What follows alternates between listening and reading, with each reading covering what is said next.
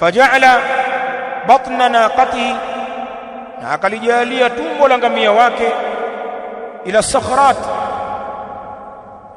limeelekea mawe, wa hiya hijaratu jabal ar-rahma fi wasati Arafat. Wanasema na haya ni mawe ya Jabal Rahma ambayo lipo katikati ya kiwanja cha Arafat. Kwa hiyo akawa yule ngamia wake kampandisha kidogo. Ndio maana utaona mahujaji wanajitahidi sana kuliparamia jabali hili, ndio nakuta limejaa watu Jabal Rahma. Ukiangalia watu wanapokuwa haji wanatafuta kutekeleza sunna hii, watu wanajaa kwelikweli na miavuli yao. Allah tuwafikie kwenda haji ya Rabb, tukazione hizi mashahidi ayana. Tuweke vibogo vile, weka akiba, si ndio? Anza kuanzia sasa hivi, jiwekee malengo, utakwenda bwana, si ndio?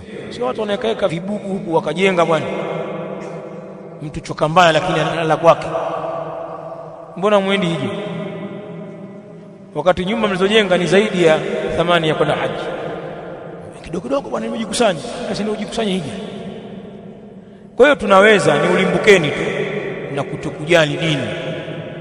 Watu katika baadhi ya nchi hasa Asia hapa wanakwenda mamilioni kwenye haji, mpaka wanavuka ile idadi ambayo wameruhusiwa kwenda kwa sababu ya kujiwekezea.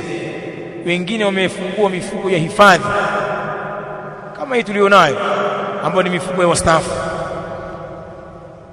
kama Malaysia, Indonesia.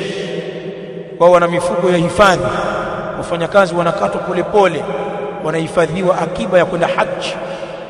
Mtu baada ya miaka 5 au 6 anaambia bwana, pesa yako ya haji imetimia, anakoya pipa anakwenda kuhiji. Mtumishi wa kawaida, mwalimu, nani anaenda zake haji. Huku tunajua kuweka vibobo vya kununua magari basi. Tayeb, kuna kheri wallahi.